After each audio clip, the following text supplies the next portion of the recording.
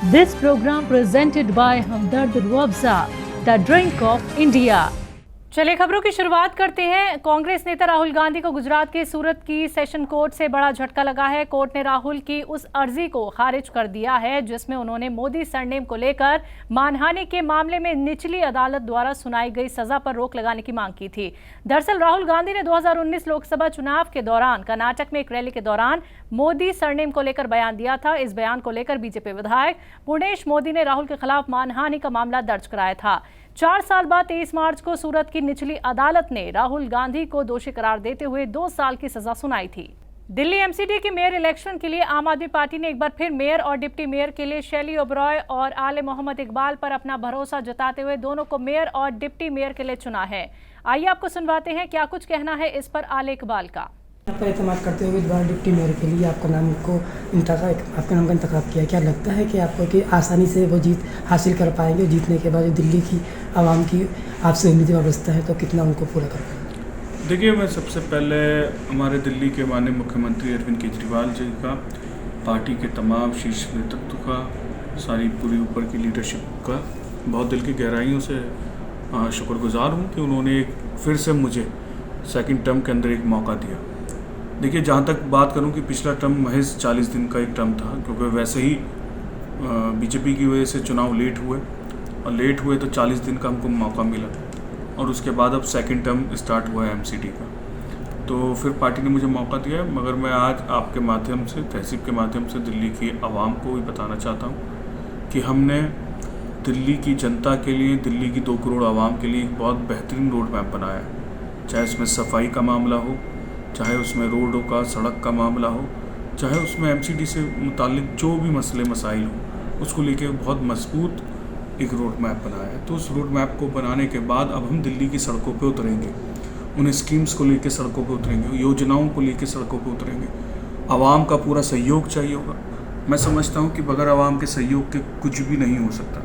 जहाँ जनता खड़ी हो जाती है वहाँ पे बड़े बड़े इनकलाब आ जाते हैं। और मैं समझता हूँ कि जब हम जनता के बीच में जाएंगे इस 26 तारीख के चुनाव के बाद, और हमें मुकम्मल यकीन है कि हम इंशाल्लाह, हमारे पास नंबर्स हैं और हम बहुत अच्छी तरीके से इस चुनाव को, मेयर और डिप्टी मेयर का चुनाव जीतेंगे। 3 कूड़े के पहाड़ जो सबसे बड़ा चैलेंज है एमसीडी के लिए, तो उसको कितना आसानी से आप हल कर पाएंगे और दिल्ली के आवाम को उससे राहत मिलेगी? देखिए, बहुत बड़ा लक्ष्य है, कोई आसान नहीं है। दिल्ली में ये 3 कूड़े के पहाड़ हैं। ये 15 साल बीजेपी के किए हुए पहाड़ हैं और आज आम आदमी पार्टी की सरकार अरविंद केजरीवाल जी की नेतृत्व के अंदर इन 3 कूड़ों के पहाड़ों को ख़त्म करेगी। आले साहब, 10 गारंटियों की बात की गई थी, 10 गारंटियाँ दी गई थी आम आदमी पार्टी की तरफ से, कब से उन पर काम शुरू किया जाएगा? काम शुरू हो चुके हैं। काम डिपार्टमेंट के तौर पर शुरू कर चुके हैं। कॉरपोरेशन पे खुद पर्सनली सीएम साहब इसकी मीटिंग ले चुके हैं और ले रहे हैं, और 10 की 10 गारंटीज़ इन 5 सालों के अंदर मुकम्मल तौर पे ख़त्म हो जाएंगी। फिर उसके बाद हम जनता के बीच में इन्हीं कामों को लेके, जो हमने वादा किया था, उसको लेके हम जनता के बीच में। अडानी ग्रुप के चेयरमैन गौतम अडानी ने एनसीपी चीफ और महाराष्ट्र के पूर्व मुख्यमंत्री शरद पवार से मुलाकात की। अडानी ने पवार से ये मुलाकात मुंबई में उनके आवास सिल्कर ओक में की। ये मुलाकात ऐसे वक्त में हुई है जब हाल ही में हिंडनबर्ग की रिपोर्ट के मुद्दे पर शरद पवार ने अडानी का समर्थन किया। आपको बता दें कि अडानी के मुद्दे पर विपक्ष लगातार मोदी सरकार पर निशाना साध रही है। बजट सत्र में भी अडानी मुद्दे पर खूब हंगामा हुआ था। सदन में 19 विपक्षी पार्टियों ने अडानी के मुद्दे पर जेपीसी की मांग करते हुए मोदी सरकार पर भ्रष्टाचार के आरोप लगाए। राहुल गांधी भी लगातार सदन के अंदर और बाहर से इस मुद्दे पर सरकार को घेरते नजर आए, लेकिन शरद पवार ने इस मुद्दे पर अलग स्टैंड लिया था। कांग्रेस के राज्यसभा सांसद दिग्विजय सिंह ने प्रेस खिताब के दौरान अपनी ही पार्टी के संगठन को कमजोर कहते हुए क्या कुछ कहा, आइए सुनवाते हैं। हमें ये स्वीकार करने में कहीं एतराज नहीं है कि हमारा कांग्रेस पार्टी का संगठन ऐसा होना चाहिए, वो नहीं है। ये भी हमको एतराज नहीं है, हमको मानने में एतराज नहीं होना चाहिए।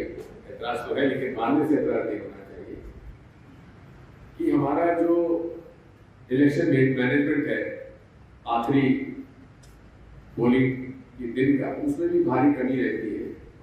उस प्रकार की तैयारी हमारी नहीं होती जैसे होना चाहिए। जनता वोट देना चाहती है, लेकिन हमारे संगठन की कमजोरी की वजह से हम लोग उसे पूरा नहीं कर पाए। इसीलिए कमलनाथ जी ने बहुत ही सही तरीके से पूरे प्रदेश की विधानसभा सीटों को सेक्टर मंडल में बांटा है। एक मंडल में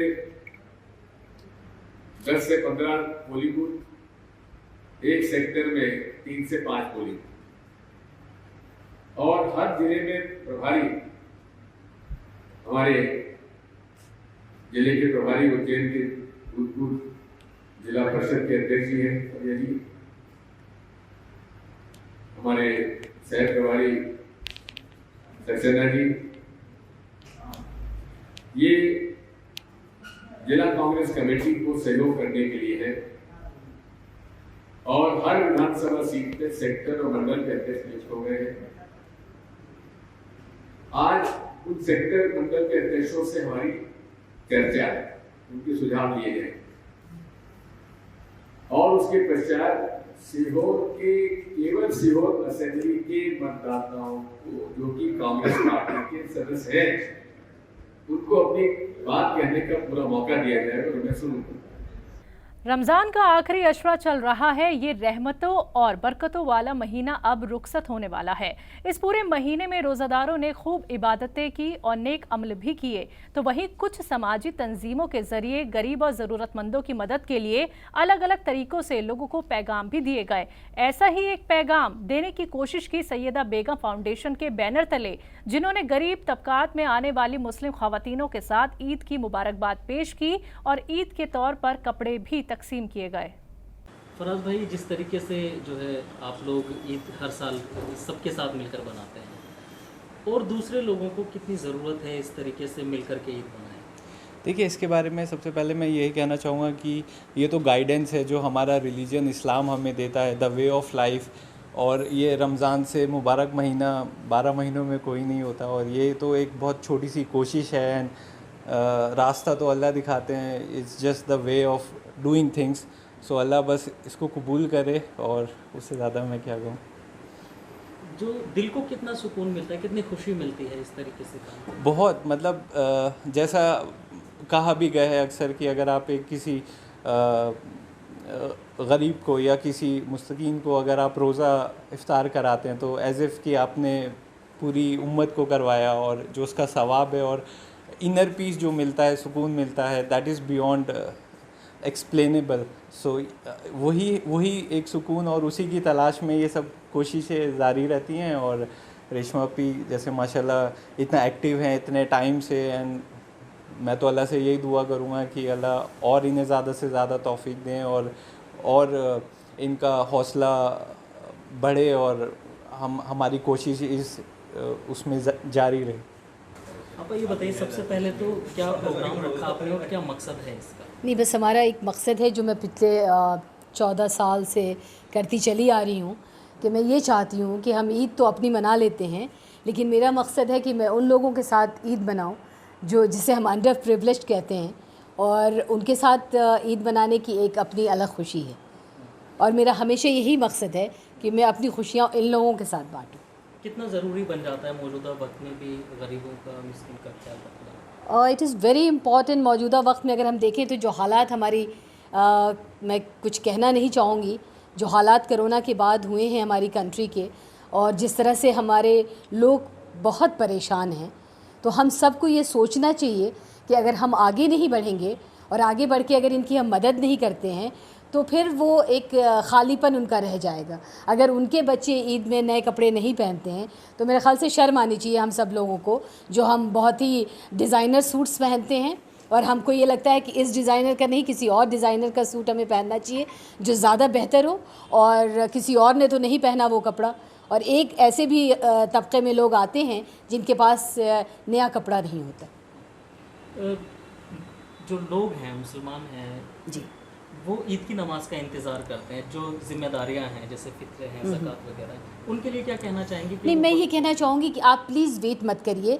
हदीस में ये है कि जैसे ही रमज़ान शुरू होता है, आप अपना फ़ितरा और जो भी है फ़र्स्ट अशरे के बाद आप शुरू कर देना, ताकि वो उनके काम आ जाए। अगर आप लास्ट डे तक इंतज़ार करेंगे तो फिर उनकी ईद अच्छी तरह से नहीं बन पाएगी। और कोई पैगाम देना चाहेंगे ईद के हवाले? मैं ईद के हवाले से पैगाम ये देना चाहूँगी कि प्लीज़ जो सबसे पहली चीज़ हमारे इस्लाम में है कि हमारे सारे आमाल में हमारा वो आमाल पूछा जाएगा जो लोगों के साथ हमारा बिहेवियर कैसा था।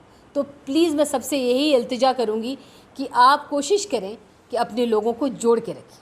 खबर कोरोना से जुड़ी। कोरोना वायरस मुल्क भर में फिर से पैर पसारता हुआ नजर आ रहा है। देखा जाए तो कोरोना के मामले में पिछले कुछ दिनों से भारी उछाल देखने को मिल रहा है।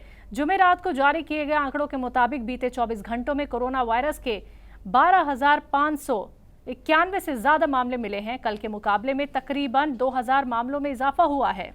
दौलतपुरा थाना इलाके के अजमेर दिल्ली हाईवे के पास दौलतपुरा टोल प्लाजा पर जुमेरात सुबह जयपुर से दिल्ली की ओर जा रहा एक कंटेनर बेकाबू होकर बगवाड़ा पुलिया से करीब 10 फीट नीचे हाईवे सर्विस रोड पर जा गिरा। इस हादसे में ड्राइवर बुरी तरह घायल हो गया। हाईवे एम्बुलेंस ने घायल को अस्पताल में भर्ती कराया, जहां उसका इलाज चल रहा है। हाईवे एम्बुलेंस ड्राइवर भागचंद ने बताया कि जयपुर से दिल्ली की ओर माल भर ले जा रहे कंटेनर ड्राइवर को नींद की झपकी आ गई। इसी दरमियान दौलतपुरा टोल के आगे कंटेनर बेकाबू हो गया और डिवाइडर तोड़ते हुए अजमेर दिल्ली हाईवे से नीचे सर्विस रोड पर जा गिरा। धमाके की आवाज सुनकर हाईवे एम्बुलेंस मौके पर पहुंची और आधे घंटे की भारी मशक्कत के बाद ड्राइवर को कैबिन से बाहर निकालकर अस्पताल में भर्ती करवा दिया गया। इस हादसे में कंटेनर पूरी तरह से तबाह हो गया। जयपुर के झालाना कायम राजस्थान इंटरनेशनल सेंटर में मुख्यमंत्री अशोक गहलोत ने Rajasthan university health and sciences की ओर से जनवरी में भर्ती किए गए 1763 डॉक्टर्स को शपथ दिलाई। इस मौके पर मुख्यमंत्री ने डॉक्टर्स के ट्रांसफर और मनमानी पोस्टिंग पर बात करते हुए कहा कि हमारे पास डॉक्टर्स के लिए बहुत सिफारिशें आती हैं, क्योंकि हर कोई डॉक्टर SMS में लगना चाहता है और ये मैं पिछले कई सालों में देख रहा हूँ। वजीर आला अशोक गहलोत ने आगे कहा कि अगर किसी डॉक्टर का ट्रांसफर कर दो तो हाईकोर्ट जज, पूर्व वजीर आला या MLA का फोन आ जाता है। मजबूरी में ये होता है कि कई बार SMS या जयपुर में कई इलाकों में डॉक्टर ज्यादा लग जाते हैं, इस कारण राज्य में दूसरे हॉस्पिटल खाली रह जाते हैं। वजीर आला गहलोत ने राइट टू हेल्थ बिल का भी जिक्र करते हुए कहा कि हमने आवाम को इलाज का हक दिया, लेकिन डॉक्टरों ने इसे गलत ले लिया और स्ट्राइक पर चले गए। This program presented by Hamdard Rooh Afza, the drink of India.